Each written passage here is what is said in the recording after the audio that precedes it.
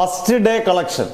അതിന് മുമ്പൊരു കാര്യം പറയാനുള്ളത്, നമ്മൾ ചിലവരെ അങ്ങ് എഴുതി തള്ളും അല്ലേ. നമുക്ക് ഇദ്ദേഹത്തിന് പ്രായമായി, ഇനി വീട്ടിലിരുന്നാൽ മതി, ഇദ്ദേഹത്തിന് അസുഖം വന്നു.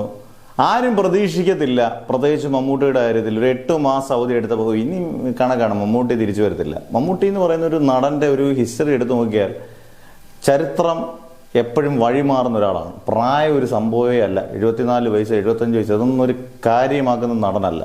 പിന്നെ വലിയ പബ്ലിസിറ്റി സ്റ്റണ്ടായിട്ടൊന്നും ഒരു പടങ്ങൾ അങ്ങനെ ഇറക്കുന്ന ഒരാളുമല്ല.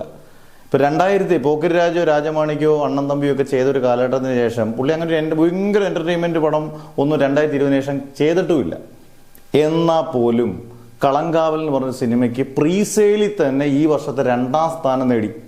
പ്രീസെയിൽ കളക്ഷനിൽ 2, അതായത് തുടരുന്നതിന് മുമ്പേ ഇത്രയും 2 ക്യാരക്ടേഴ്സേ ഉള്ളൂ മെയിൻ. മമ്മൂട്ടി വിനായകനും ഉള്ളൊരു സിനിമയ്ക്കും വലിയ കൊമേഴ്ഷ്യൽ വാല്യൂ ഒന്നും ഇല്ലാത്തൊരു സിനിമയ്ക്ക് കിട്ടിയത് പ്രീസെയിലിൽ തന്നെ തുടരും മണ്ടയ്ക്കും എമ്പുരാന് തൊട്ട് കഴിയും. എമ്പുരാൻ വലിയ ബ്രഹ്മാണ്ഡ ചിത്രവും.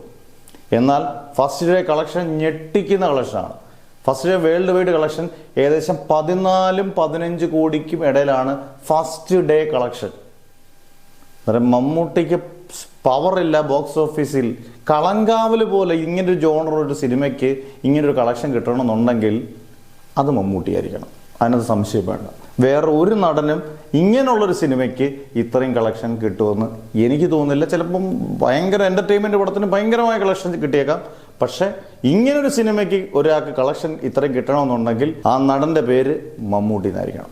സംശയം വേണ്ട, ഈ കളക്ഷൻ തുടരും. കാരണം ഗംഭീര സിനിമയാണ്, മസ്റ്റ് വാച്ച് ഇൻ തിയേറ്റേഴ്സ്.